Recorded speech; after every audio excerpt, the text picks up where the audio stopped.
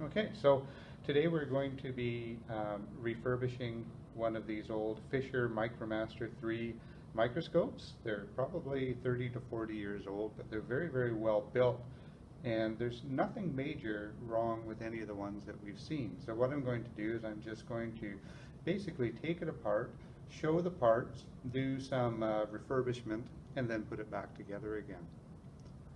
So here are the tools that we'll be using. Basically, we just need a selection of screwdrivers. So we have a couple of Phillips, a sort of a larger, coarser Phillips and a finer Phillips. We have one slotted screwdriver and a set of smaller jeweler style screwdrivers, as well as a couple of small Allen keys. The tweezers in the file hopefully we won't need, but I'll show you what we do with them if we do. This is just a little blower that we'll use later to clean our lenses. And this is the lubrication right here that we use to lubricate all of the gears and the various surfaces that move against each other. In addition, we have some other things here. We've got a squeeze bottle with 99% isopropanol, basically the same stuff that you would find in any drugstore. So it's common, it's cheap, and it's quite volatile, so it evaporates quickly, which is kind of handy. Some of the websites I looked at suggest using hexane, but hexane is really a more difficult chemical to deal with. It's certainly more expensive, harder to store, more flammable, and so on. So this works really well. So I tried the hexane, this works as well, so that's what we'll use. We have this is just an alternative to the blower here, just a can of compressed air basically. A lens cleaning solution we'll use later for our lenses, obviously. Don't use anything else for cleaning lenses because the lenses have some cement in them that things like isopropanol can actually dissolve and destroy and bubble. So that's what we'll use for the lenses. A little WD-40. You want to be careful with using any sort of greasy solvents around the microscopes. You don't want them getting into lenses and stuff like that. So I use that only if absolutely necessary. Q-tips are really handy. Paper towel, lens paper obviously for the lenses, and Kim wipes are handy as well. But for most of the cleaning I just use paper towel. I have a few of them here. We have a few other little bits and pieces that we'll get to later if we need to. By the way, the Allen keys are really just for one thing, and that is to use this little set screw here on the ocular. And most of the microscopes don't need any help with that, so we don't generally touch it. I'm not trying to restore these to mint condition, so that we're just sort of doing an as-needs servicing of these microscopes right now. So what I'm going to do is I'm going to start taking it apart. Taking the base off, and it's very, very easy with these microscopes here. They're very nicely made. So I'm just going to tip the microscope on its side, and we're going to remove the 4 screws right here. They're just Phillips screws, and the rubber feet will come along with them. So I'll just take them out like so. Now this is probably something that people are not going to want to watch in real time. I just put everything in an evaporating dish, very handy for keeping all of the bits and pieces which would otherwise roll off the bench and get lost. Fortunately, we have a little bit of a storehouse of parts, but unfortunately there's a few choice ones that I can't find, and I'll discuss those a little bit later when we get to that point. So these little rubber feet are starting to deteriorate a little bit, so when I tighten them, I'm not going to tighten them too hard. I don't want to drive the screws through the bottoms of them, but they're still up to the job. So I'm going to take the plate off right here, like so, and a little bit of dust, and we have the base of the microscope exposed. What we're going to do next is we're going to remove these 4 screws right here, which attach the base to the arm. And to do that, I'm going to use a bigger Phillips bit here that fits better. So once again, probably not something you want to see in real time, but just remove them like so. They all have little lock washers on them, which in my experience, I've taken apart 13 of these things now. They're very, very well secured.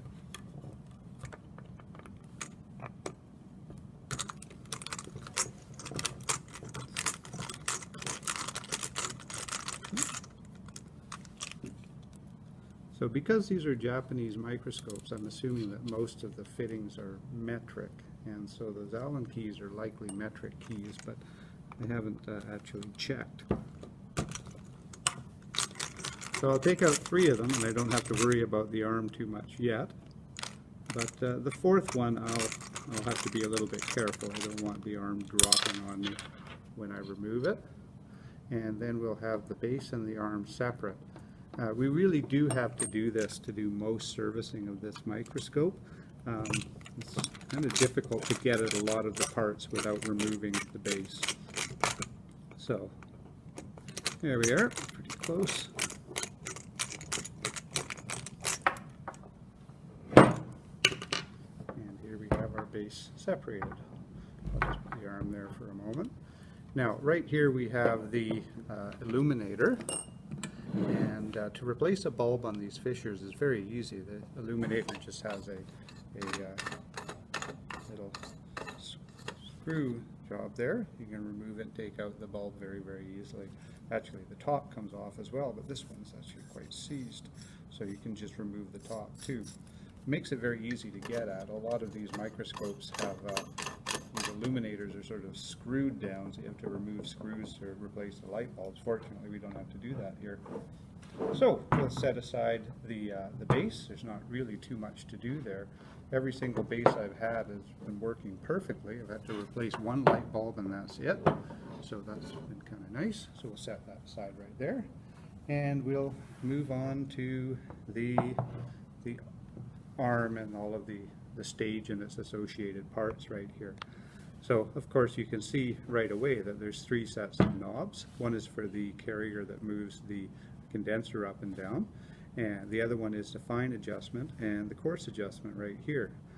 The problem with virtually all of our microscopes has been the fine adjustment has not been working, which is puzzling at first because I thought it was just simply a geared system like the others, but it's not. You'll see what it looks like in just a moment.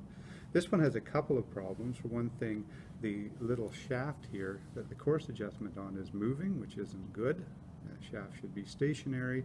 The fine adjustment's not working, and the condenser is very, very stiff, and one of the sides is a little bit loose. So we'll deal with all of those things in turn.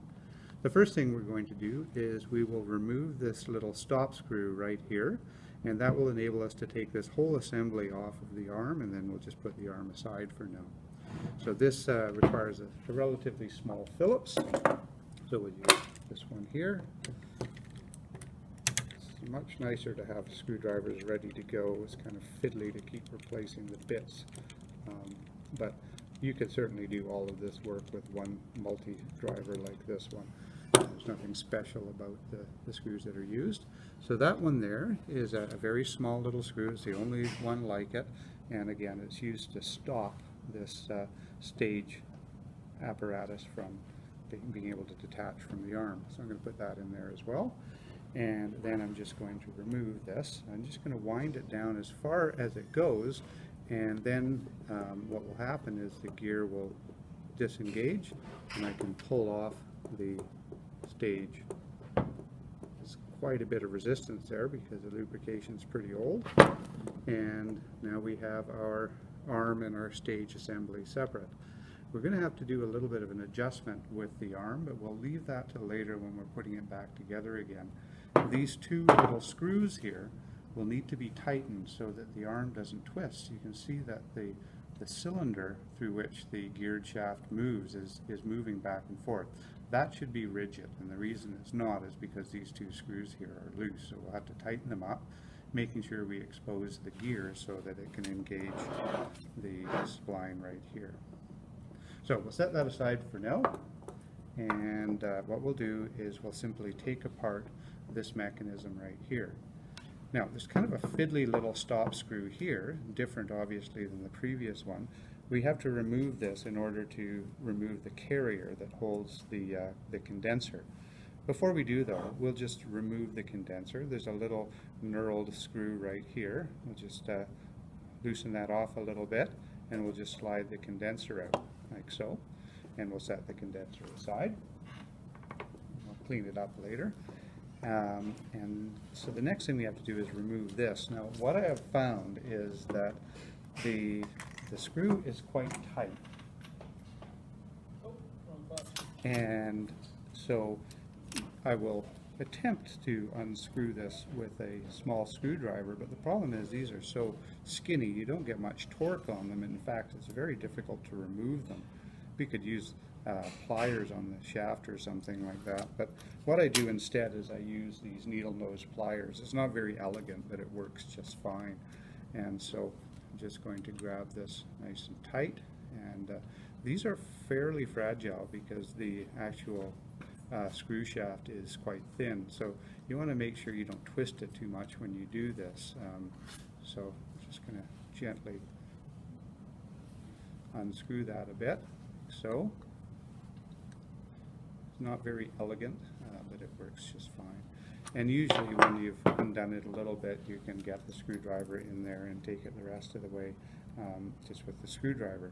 So I'll remove that right now and set it aside as well in the evaporating dish. So that's that done, and now we can remove the carrier for the condenser. So this one is very, very stiff. They're usually not this bad. And so this shows us that the lubrication has really hardened up in there. And that's really the most common issue I've seen with these microscopes, is that the lubrication has basically turned to glue. Now at this point the shaft is no longer engaged, and I can hopefully pull it off. It's going to be very easy.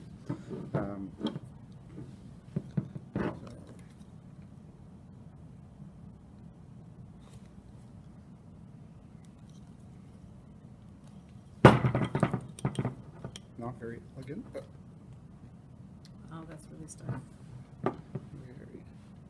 Now, I think what I'm going to do is I'm just going to leave that for now. I'm going to remove the stage, and that will allow me to get in there and perhaps lever this out a little bit. So to remove the stage is very simple.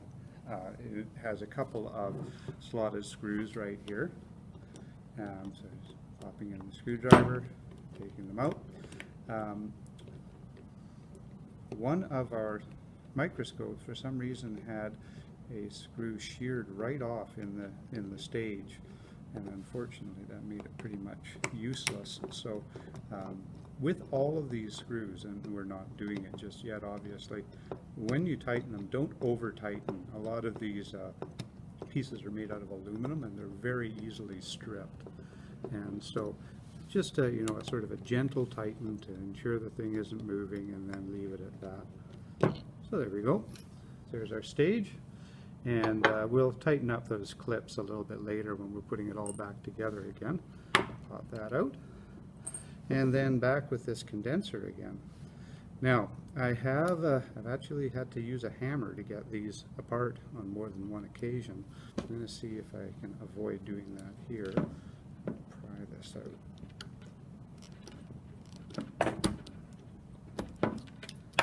Not very elegant, but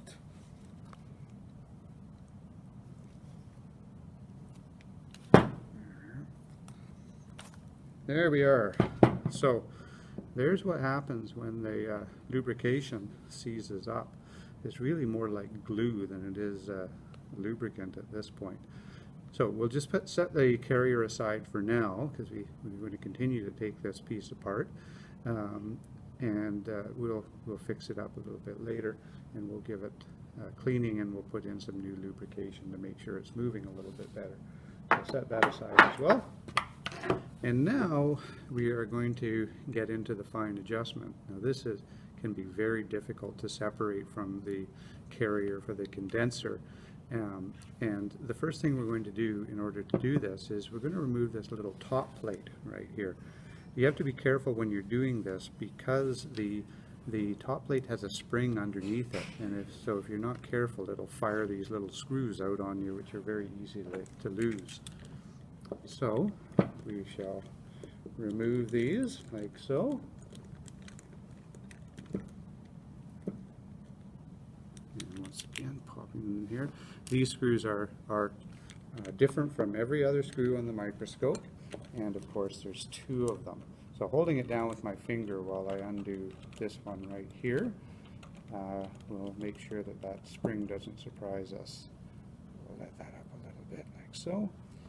And there's the other screw right there. There's two of them. And we'll just pop those, set those aside right now, once again in the evaporating dish so we don't lose track of them.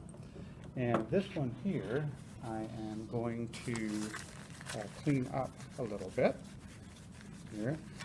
This one usually has some grease on it, as you can see.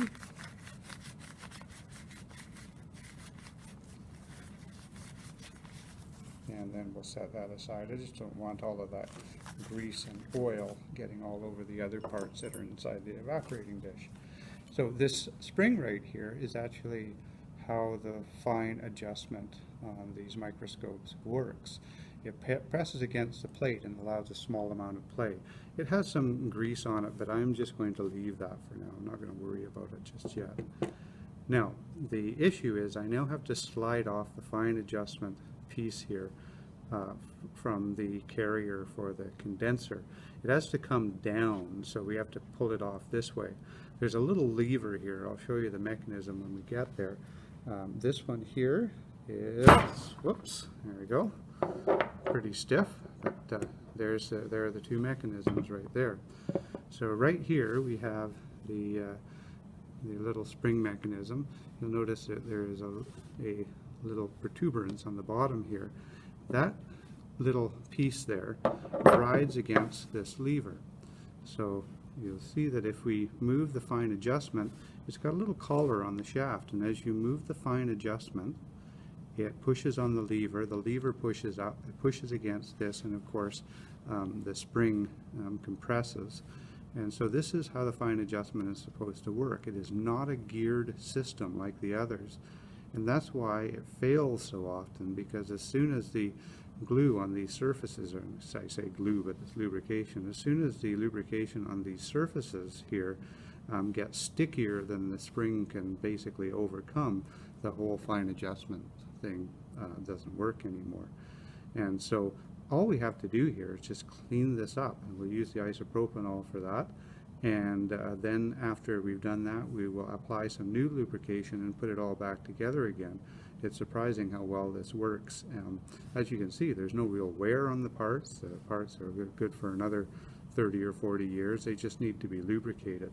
There's some sort of foreign body in there, so we'll have to remove that. That's where the tweezers come in handy. Get that out of there. That is a piece of metal, and that doesn't look good. But get rid of that. And the rest of it's just some old gluey lubrication, so we'll deal with that later. Want to pause that for a moment? Okay. So at this point, we're just going to clean off these surfaces here, get all of this stuff off of this. We're just going to use, again, just isopropyl alcohol, 99%, from a Rexall or something like that. I'm just going to add it to Q-tip here, and it does a very good job of cleaning these surfaces here. You can see the stuff coming off. It'll take a little bit of time, but not too long. You can see how much cleaner this side is than the other one is. And we'll do the same thing to the other side, and then we'll get underneath a little bit too. Be careful when you're doing this. These things are sharper than they look. I've got like little nicks all over my hands from doing this. So you'll notice that these are scored. And I think that's actually like on the inside of a cylinder of a car. It's to make the lubrication move up and down and basically fill the space a little bit. So that's a lot cleaner than it was before. And so get rid of that, grab another one, and then I'm going to get underneath a little bit. These are sort of little V-shaped grooves in here, and these are contact surfaces as well, so they have to be cleaned out too. And they generally have a lot of glue and grunge in them. So you can see how dirty that is. And try and get some of that stuff off the lever here while I'm in the neighborhood.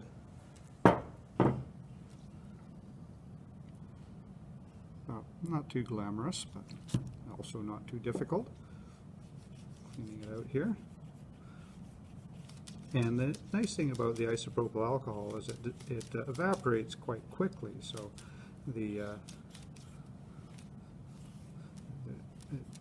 doesn't get left behind to dissolve up the lubrication that I'm going to add a little bit later. So here we go. I'm just going to take a little bit of paper towel and give this a wipe down. This is the prime time for giving yourself nice little cuts on this little edge here, which is actually quite sharp. So be careful when you're rubbing these, and notice I'm still getting some stuff here. And bunch it up and sort of put down the tracks a little bit as well. You can see there's still some stuff there. Do the same thing on this side. There's a little cutout here for that screw, that's the pivot for the lever. Clean that out a bit as well. And I'll clean off the top here too. So this is where the plate goes, remember. So that's that surface quite nicely cleaned off. And while we're in the neighborhood, we'll just we'll do the other surface too. Now this is where the carrier for the condenser is actually going to end up going. So we'll just give that a clean in exactly the same way. Usually this is quite free, but this one is probably the stiffest one that I've seen. It looks like there's some graphite used here to lubricate this one, but in the research I've done, they tell us that it is very bad idea to mix different forms of lubrication, especially a sort of a grease with any sort of graphite type of lubricant. So we're not going to be using any graphite lubricant at all. We are just going to use the lubricant that I found with all of our microscope cleaning and servicing supplies. So that's the sole thing that we will use in cleaning these things up, so that we know we're not mixing incompatible lubrication. I'm not going to worry too much about the splines here. I'm just going to leave them. They have a small amount of grease in them, and that's fine. It's really more the rubbing surfaces that I'm interested in. So just give that a wipe as well. And this one was really quite problematic, so I might just go over that one again.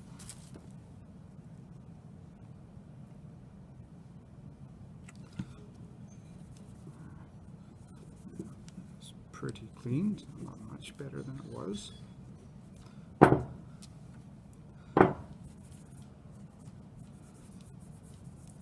Now sometimes I find when I'm putting these back together again, there are sometimes some little burrs on the ends of these little surfaces, and so that's why I have the file, just to file off any burrs. For example, there's a slight one there, so I'm just going to smooth that up a little bit. I don't want to do too much, obviously. I don't want to introduce any metal shavings into this for obvious reasons.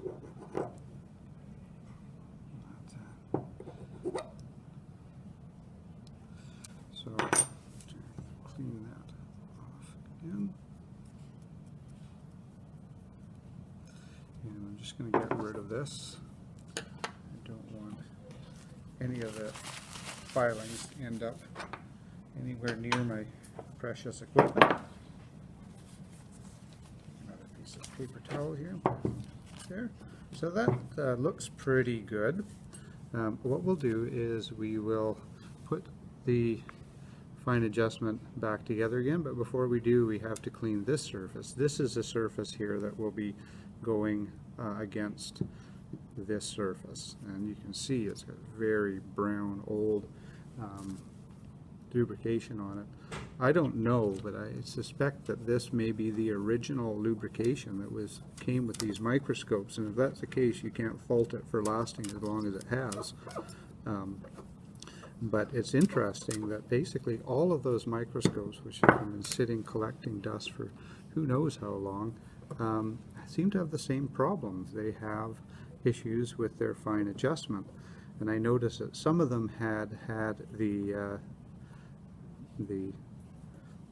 fine adjustment knobs removed, but that does nothing. There's no point in removing those. And unfortunately, there's a couple of them off, and the screws are missing, and they're these kind of special little countersunk screws which we don't have any replacements for, and we'll probably have quite a lot of trouble tracking down. So it's frustrating to basically lose a microscope simply because there are screws missing, and I'll show you another couple of issues that we have with some of them as well. So I'm getting pretty close here, having this all cleaned up, and what we need to do here is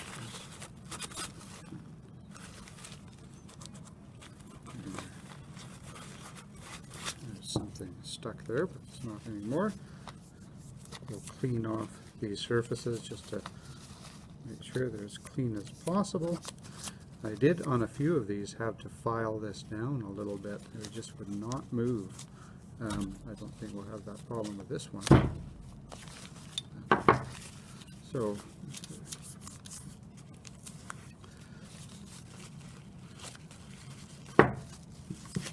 there we are. There's our pieces there. And now what we'll do is we'll put them back together again, but of course before we do, we'll put some lubrication on them. Here's the lubrication that we have at the school. It looks very old. However, it's called the modern lubricant, whatever that means. It seems to work very, very well, so that's what we're going to be using, and very sparingly. Most of the lubrication will just end up being squeezed out of these joints and surfaces anyway. So what we're going to be doing is we're going to be lowering this way. And so what I'm going to do is I'm going to put some lubrication, not very much of it, you can see. It's a little bit right there at the leading edge. And then when I install it, it'll just push it down and it will get into the slightly roughened scoring right there. I also want to put a little bit inside because there is contact there as well between these two pieces. So I'm going to put them inside there like that. You'll notice I'm not using much, and you'll see why when we put these surfaces together. So there we go. Lubrication on there. We may have to add more, but that should probably be sufficient. And then I'm going to slide these together like that. Remember, the spring is going to be in the same position as those that little plate that will reattach, of course, in a moment. It's a little piece of paper towel on the top. Oh yeah. Oh, there we go. Thank you. Then we'll just slide that in like that. Okay. And we're just going to work it back and forth a little bit like so. Ideally, what we want to get to is a point where if I hold it, it slides down of its own accord, and that indicates it seems to be pretty well lubricated at this point. So that looks good, and you'll notice that there's a small amount of excess there, and I just don't want it getting all over everything. You know, if you touch something on the microscope, you don't want it ending up on a lens or something like that. And so we'll try and remove any excess that we see. But that looks pretty good. A little bit at the top there as well, but that's gone now. So basically we're at the point now where we can start putting all of these parts back together again. So we'll grab the plate and the two screws for the plate. This one's right here. And we're just going to fasten the plate right on the top here. And this is not difficult, but it's a little bit fiddly. You're going to have to hold down the plate with one finger while you screw in the screws with your other hand. So you can hold it like that, just holding the plate down, of course, so that the holes are over the holes in the block. And we'll just take that and tighten it up, like so. Oh,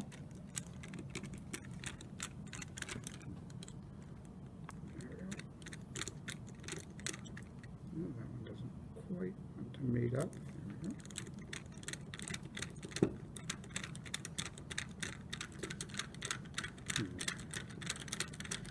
Now I'm just going to snug that one just to keep the plate steady while I put in the other one. And these ones are very much prone to over tightening. They're very, very fine. So don't tighten them too hard. Just snug them down till they're nice and firm. If you turn it too much, the holes will just strip. So there we go. That's the plate back again. And at this point we can just check to make sure that our fine adjustment is actually working. You'll see the little marks right here on the side of the block here and on the carrier for the condenser. And so at this point, when we turn it, we should be able to see the scribe mark here rising, and of course, as we turn it the opposite direction, it's falling.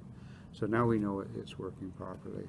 And in this particular microscope, that was the main issue. So we're actually well underway to getting it back together again and hopefully working fine. Now we have to place the carrier for the condenser back in this slider right here. Now, what I noticed earlier was that this one is a little loose. Now, the problem with that is that it can be a real nuisance when you're trying to raise and lower the condenser to have one that's loose. In theory, you just need to tighten it really hard by, pushing them in opposite directions. But in practice, that's not always easy to do. So what I'm going to do is I'm just going to remove it, and I'm going to clean the grease off the thread, which is kind of strange. It shouldn't really be there in the first place, but you can see that there is some there. So I'm going to clean that off, and I'm actually going to use a small amount of Loctite, which is probably not accepted practice, but it's pretty handy stuff. And it means we don't have to worry about this thing loosening off again. Loctite does not like grease or oils of any sort, so I want to get all of that stuff off of there before I use it. So this is Loctite right here. This I brought from home. That's about the only thing here other than the WD-40 that doesn't live in the science department. So everything else is kept here and readily available to all of the teachers, of course. So I'm just going to put a little dot here. It doesn't take much. I don't want much. And I'm just going to screw the knob back on here, like so. And then I'm just going to tighten it as best I can with my fingers, like so.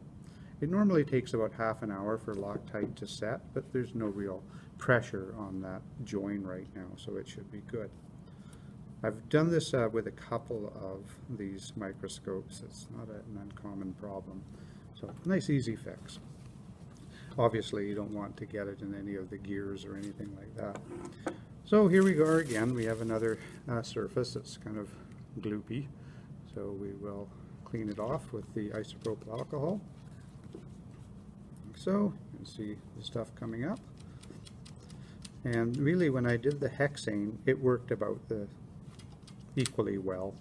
So isopropyl alcohol is a lot cheaper and environmentally and health and safety wise easier to deal with, and similarly volatile. So the nice thing is it doesn't leave a residue as long as you clean it up nicely, and it disappears very quickly. Now there's some scoring here, so we'll try and just to put this on just by lubricating it, but we may have to go back and file this. The surfaces are a little rough. I think I might actually do that right now. So there's a little bit of burring right there, so I'm just going to, don't like to do this, but I'm just going to try and take that off. It will make it easier for the carrier to slide back and forth. Yeah, that's better. Okay, well we have to clean that up thoroughly. We don't want any of that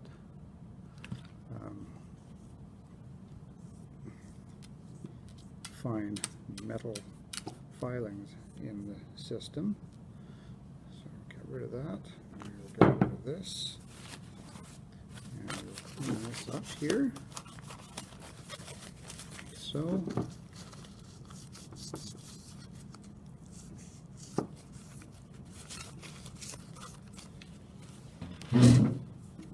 And now we just have to clean up the condenser carrier. So same deal, you know, it's just a little bit dull, of course.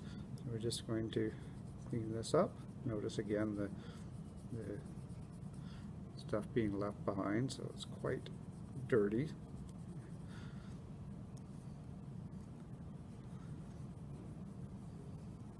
The Fisher microscopes, the Micromaster 3s that we're working on right now, have quite an elaborate system for the condenser and the iris diaphragm and so on. The other microscopes we have to restore, and we'll do a video on those as well, have a much simpler system. They have a dial rather than an iris diaphragm, and the condenser is actually locked into place. It doesn't raise and lower, which makes the microscope a great deal simpler than these ones. And like them though, they're very, very well built. They've lasted a long time, and hopefully with a little bit of resuscitation they'll last a great deal longer still. Oh, I think that's pretty good. So let's see about this. Once again, we're just going to add some at the leading edge of the areas of contact here. And of course, when we push this traveler or the carrier on, it'll just move it all up. And once again, we'll put a little bit on the inside as well. And again, they're sharper than they look, so make sure you don't cut yourself on them. So there we go. And so we'll pop this in here like this, and hopefully it'll, oh yeah, that's better than it was before. And so just move that up like this, and then when the gears engage, of course, the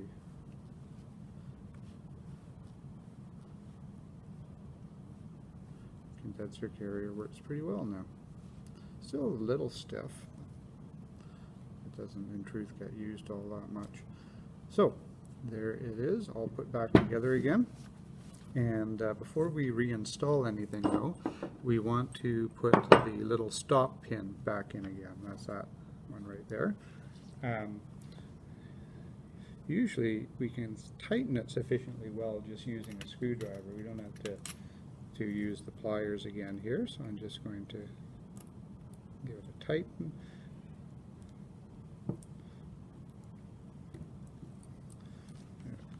That's not going anywhere. So there we have the fine adjustment and the carrier all back together again, and to all appearances anyway, looking like they're going to work quite well. Our next step is just to put this assembly back onto the arm. But before we do that, it's usually easier just to deal with the stage first, and then we'll put it back on the arm. It's just easier to attach the stage to this than to try and put it on with the arm in the way. So let's clean that up a little bit. Put this aside. And we'll attach the stage. Now before we do that, the stage is pretty clean, so I won't worry about that too much. But I'm just going to give the stage clips a little bit of a tighten. They do loosen up a little bit over time. They don't need to be overly tight, because of course you're slipping the slides underneath them, and you do want to be able to move them back and forth. You see here that there's two little cylinders of metal through which the screw passes. And actually I'll take one off just to show how they're supposed to be put together, because I found a few that were improperly put together when I was refurbishing a couple of other microscopes.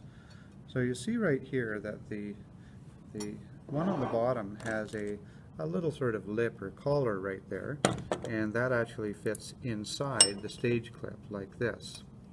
And so make sure that the little collar is right side up.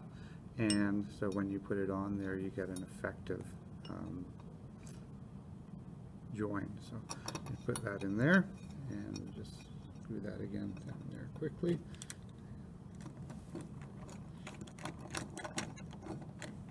Making sure that everything mates up as it's supposed to. There we go. So the stage is all good to go. Now usually by this point my hands are a little bit dirty, and I don't want to get grease and whatnot all over everything, so I usually take a break a few times during this process to clean my hands. It'll make cleanup at the end a little bit easier too. So now we have to put the stage back on the assembly here. But what you have to do, and I found out the hard way, is put the condenser in so that the condenser holder lines up properly with the stage, because there's a little bit of play there. So I actually put it all back together again, and then I found I couldn't get the condenser to move into the stage. There's a little area there for it to do that. So I'm just going to put the condenser back in for a moment. Again, I'll have to take that screw off a little bit, press the condenser in. I won't worry about its exact position right now. There is an iris diaphragm lever that you want, of course, not to have at the back of the microscope, but that's unimportant at this moment. I'm just going to put that in there. Notice how the condenser fits into the stage like that. And so I'm just going to hold it together gently while I line up the screw holes and pop the screws in. Now remember, this is a slotted one. It's actually pretty much the only slotted screws on here other than that one stop. And so we'll pop these in here. So these are the screws that we're using. There are two of them, of course. They're exactly the same. So I'll pop one in here, and we'll get it going. A bit of a nuisance to have one hand occupied, but you can probably see how much easier it is to attach it. Whoops! My goodness, clumsy. To attach it right now, as opposed to when it is mounted to the microscope, to the arm. A lot more room. It's a bit fiddly. These holes here won't line up all that well. These magnetic screwdriver bits are kind of nice, but really it would be better to have individual screwdrivers for this job. Once again, there's a lot of torque on this. Assembly is actually pretty heavy. Yeah.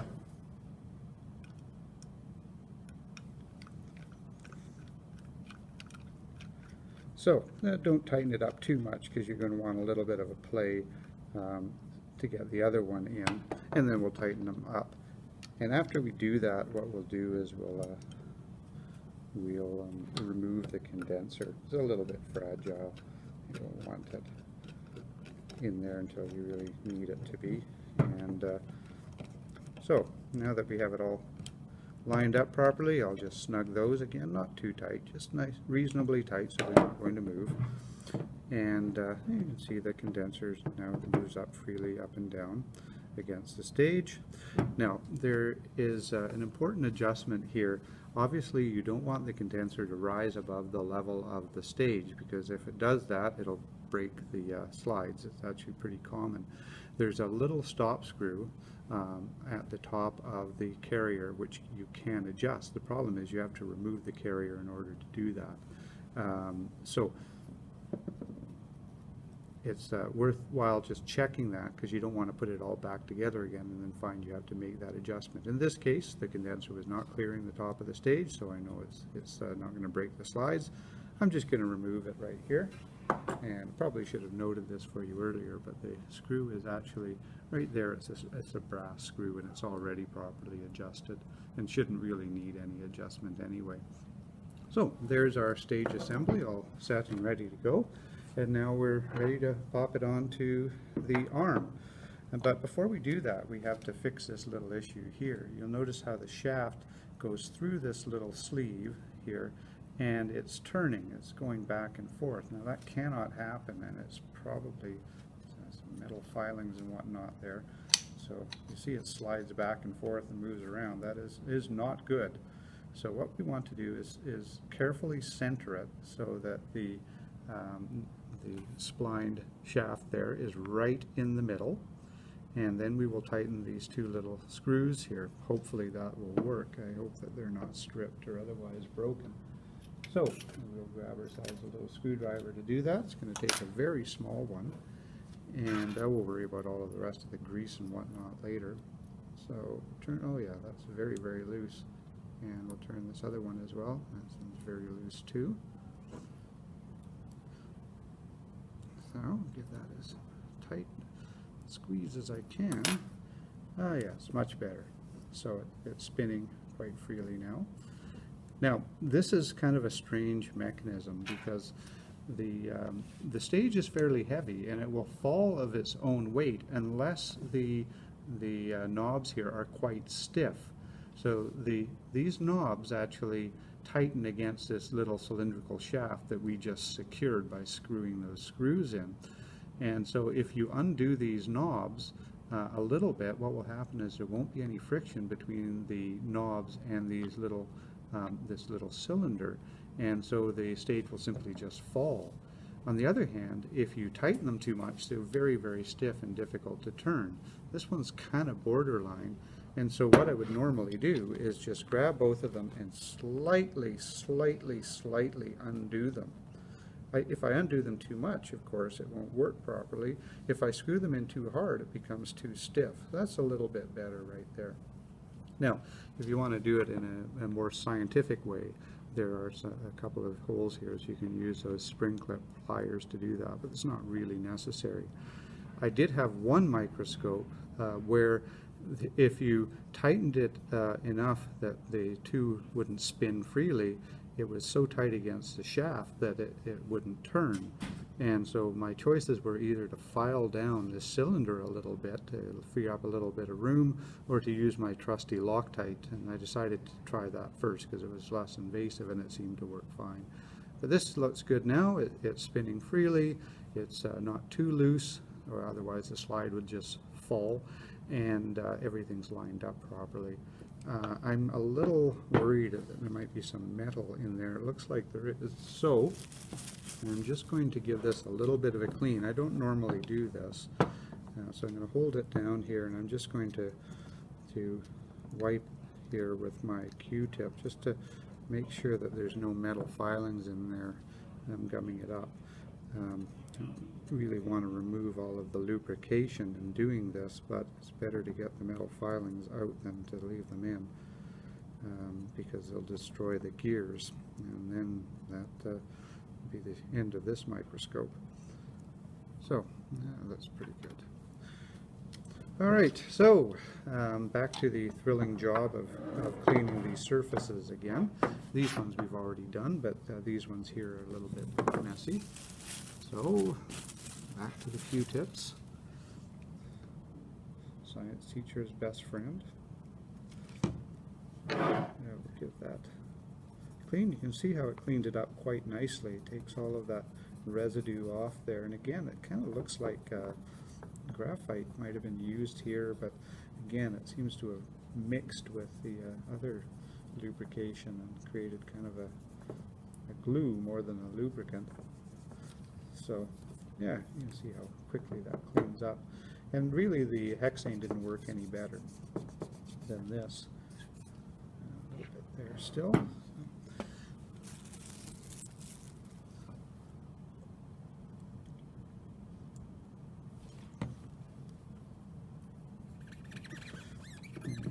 Some places recommend using xylene and other sort of hydrocarbon solvents, but apparently what happens is that they will, in some cases, dissolve the paint. So, you know, it's always best to use the sort of least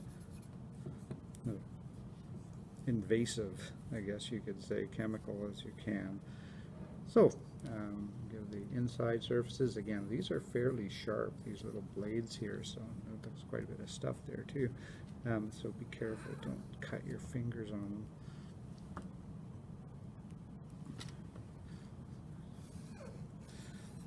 And when you use isopropyl alcohol, you also find all the little cuts on your hands.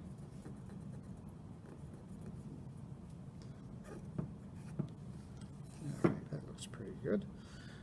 Now, let's clean it up a bit with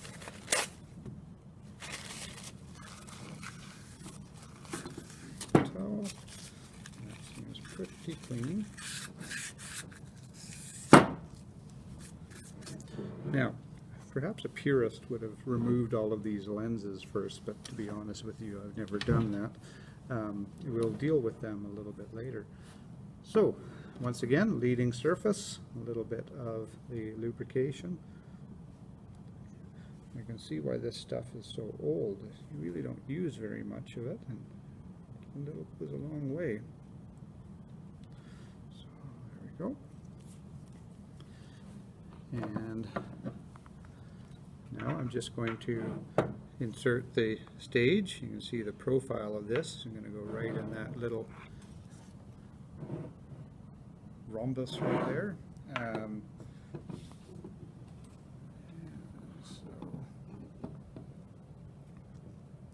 we go. That's nice and smooth. I just push it kind of gently until it butts up against the gears, and then I just spin it and let the gears do their job. There we go, right there. Now that seems to be very, very good. What we have here, I should point this out, is called a rack stop. And this is basically just a little screw that this thing butts up against. So you can hear it hit it. The little screw that goes right down in that little space. The reason for this is because you want to stop the stage before it makes contact with the lenses, and that's what the purpose of the rack stop is. So it can be adjusted if you put a larger lens in. Mr. Patterson, could you come to the office, please? Okay, so we're almost there. We just have to put that little stop screw right in there, that little tiny one right there. And so pop that in that space. And once again, don't tighten it too much, just enough to make it good and snug so it isn't going anywhere. You really don't want to put this one in afterwards, which I did once. It's quite difficult to do with the base in place. So there we are. We have the mechanism reassembled. We'll put the condenser in later, and there's a word I have to say about that when we do it, but it's very easy to put in even with the base in place. So we're ready now to put the base back on, so I'm just going to grab the base right here, and I'm just going to use a little bit of the isopropyl alcohol just to clean up around here a little bit. That part can be quite hard to get at when you're trying to clean the microscope. These were all covered in dust before. Just wipe them with a damp cloth, and that seemed to work fine.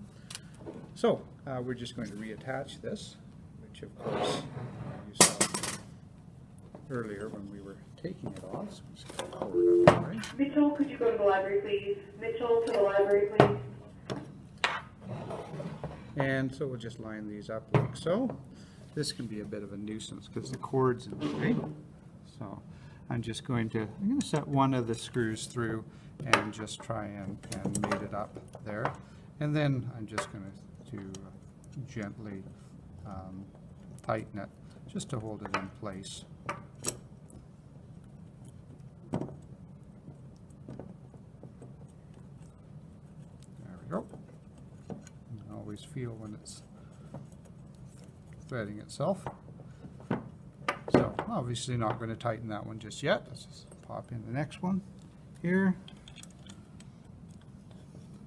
And as with any set of screws, you don't want to tighten one full tight and then put in the other ones. Just put them all in kind of snug, and then we'll tighten them at the end.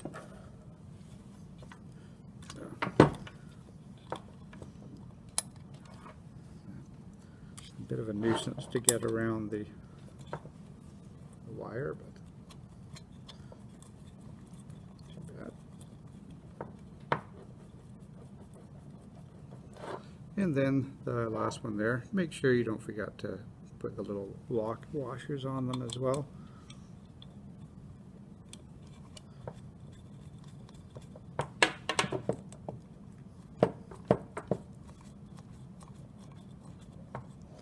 There we go. So again, we're going to use that one screwdriver. I only use it for this one thing, but it has quite the blunt head on it. It's really better for these. So you just gently tighten them, diagonally across from each other, sort of thing. And then I'll go around one more time and just tighten them up really firmly at the end.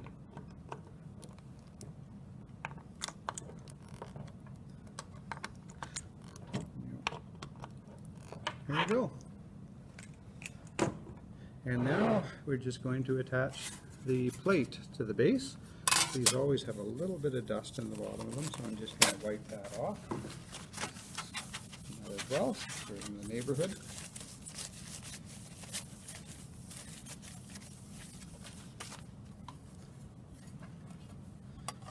And we'll just pop these on.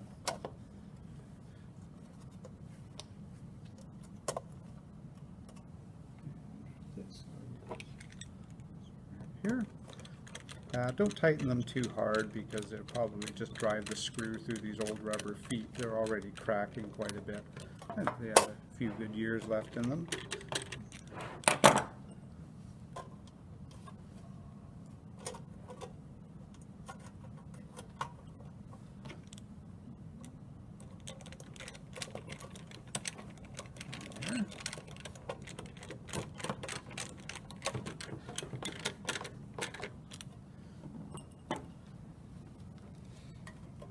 Now,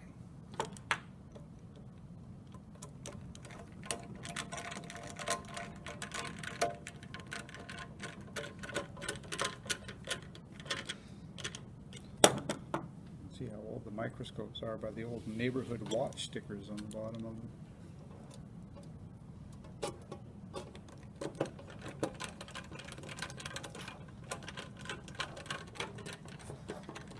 Okay, so I'll just get that as snug and I'll go around to make sure the rest of them are reasonably tight, but not too tight. This as long as they're not going to go anywhere. And here we have our microscope all ready to go. So what we'll do now is we'll just very quickly deal with the lenses, and then we'll just check it to make sure everything's working as it should be. So you'll notice that we have a space for 4 lenses on these fishers, although one of them is usually capped. We do have a set of oil immersion lenses that can be put in that spot. But the main 3 lenses that we use are the ones that you see here, other than, of course, one that's missing. So I have that ready to go. These are kept in special little lens containers, quite cleverly designed so that the lenses don't strike the bottom. We have a box with quite a few extra lenses in it. And so this one, of course, will go right here. But what I want to do before is I want to give them all a clean since we're in the neighborhood. I just take one of the Kim wipes right here, and I'm just going to set the lenses down on them very gently, quite delicate. And I'll unscrew the other ones as well, and we'll just clean them all up and then pop them all back in. And that, fortunately, is a pretty quick job.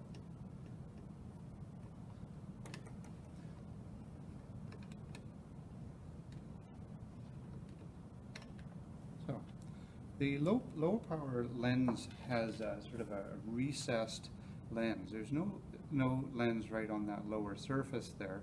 You can see it if you unscrew this outer cylinder like this. You can see the lens inside there.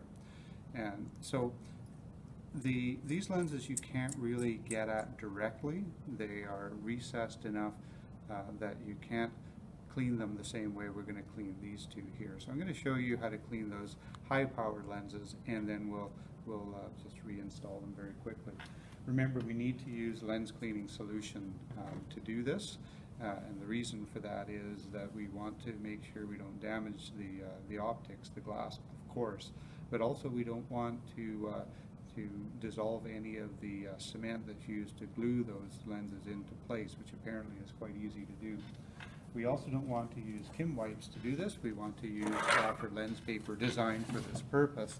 And here's a little trick that I saw when I was doing the research on how to do this on the internet. take out your piece of lens paper, and then what you do is you just leave it over the lens. So let's start with the high power one right here, and just leave it over the lens like that, and then just add a drop of the lens cleaning solution right to the paper above where the lens is. And then just basically pull the paper back and forth very gently to clean the lens. And so I'm moving it around the paper a little bit. So I've cleaned it, and now I'm just basically drying it off. So at this point the lens should be clean and ready to go, and it does actually look good. And then what I'm going to do is I'm just going to blow out this section. I'm not going to try and reach in there. I'm not going to put any lens cleaner in there, because anything that dissolves in the lens cleaner is just going to end up on the lens, and I'm not going to be able to remove it. So what I'm going to do is I'm just going to use a little bulb here, and I'm just going to spray air in there to remove any dust that might have collected. There really shouldn't be any in there, but that's how we can do it. So I'm just going to start by putting that lens back, and then I'll rotate that lens out of the way, and I'll be ready for my medium power lens here. And I'm going to do the same thing. I'm just going to lay the lens paper on top of the glass lens. I'm just going to put a drop there, and I'm just going to move it back and forth just to gently clean it with that very soft paper, and then just keep doing it until I don't leave any liquid behind again. And I've got that cleaned. You can actually take a look at it, and you can usually see if it's clean or not, and it certainly looks good. And so we'll flip it around here, and we'll spray out the inside like so, and now we're ready to reinstall the lens. I'm just going to put that here. Notice I'm just installing it after the high power lens, high power, medium power, and then I have the low power one at the end here.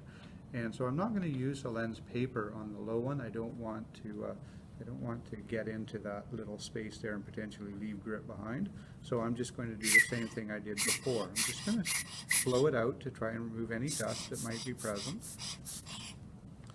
And I'm going to reinstall the lens right here like so.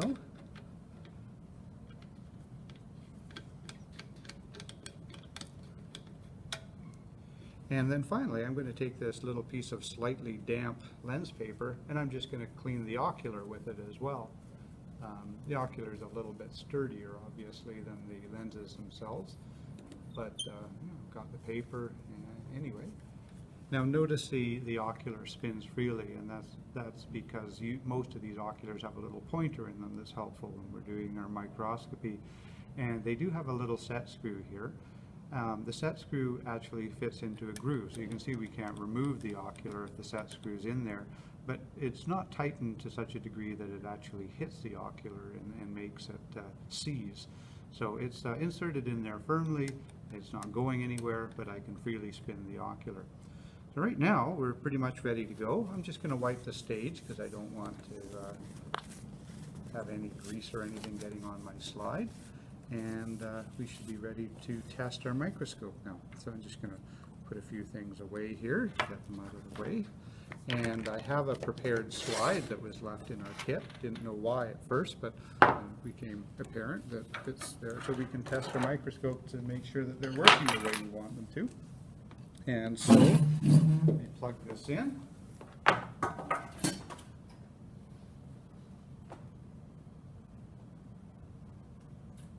I haven't checked the bulb in advance, so I hope the bulb works. Yes, it does. It works really well.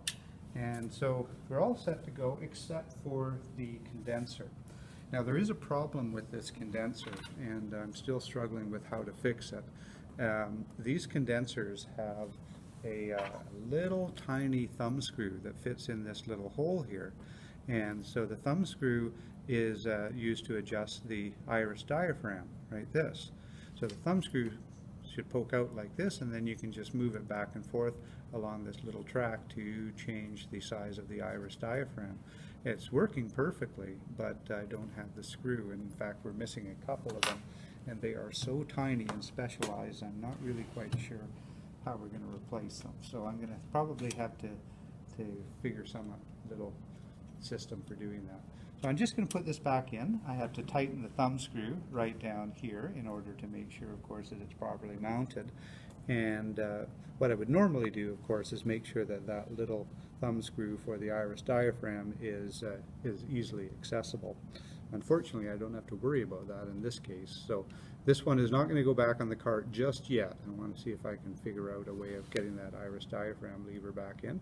I'm just going to slide it up right underneath the stage here, and we're good to go. So we have a prepared slide of whitefish egg mitosis. And it's just kind of a neat slide. You can see the mitosis going on in the slide here. So I'm going to put on my low power objective lens, turn it on, and let's see that everything's working properly. The first thing I want to do is make sure that the entire field of view is light. If it isn't, it's usually a problem with the little turret here, and it may be loose. These 3 set screws on this turret, little tiny set screws, attach the turret to a little prism system. Here's how it looks. So there's the turret right there. This is from a microscope we may be able to resuscitate. So the 3 set screws attach it to this little system here. So the light traveling through the objective lens travels through the prism and is refracted up the tube and into the ocular. So this little turret here, these 3 screws actually attach to that silver gray disc there. And this disc has to move against this, and it is not. It is completely seized, so we're going to have to sort that out. So what's happening in this one is working quite well. These screws are firmly attached to this little thing, and they move it around, which means, of course, you can take a look through the microscope from any angle and see the image. This one here is still working just fine, so that tells us that it is firmly attached. But I am still going to, it's just a little bit loose, so I'm just going to give the screws a quick tighten here. That one seems fine. That one seems good. And the one on the back here as well. Okay. So, yeah, so the good news is that our slide looks great. I'm going to move it around a little bit to find a more interesting location. I'm going to try our course adjustment, which usually is all we need for the low power, nice and clear. And I want some cells that are undergoing mitosis here. Here's one. The pointer's working nicely. It spins freely, and that looks really good. And so what I'm going to do is go to the medium power, check out that one's working. Move the slide around a little bit to get it exactly where I want it. And now we can use the fine adjustment tool. That works really well. Nice and clear. And now we'll go to the high power. And so I can adjust that, and I see some beautiful mitosis going on here. Fine adjustment seems to be working really well. There's no evidence of dust or anything on the lenses, so we are done. The last thing we do is write down the month and year on a little piece of electrician's tape, and we'll stick it to the back of the microscope so that when we see the microscope we know when it's been last serviced, and probably should get into the habit of taking them apart and cleaning them out every few years or so. The end.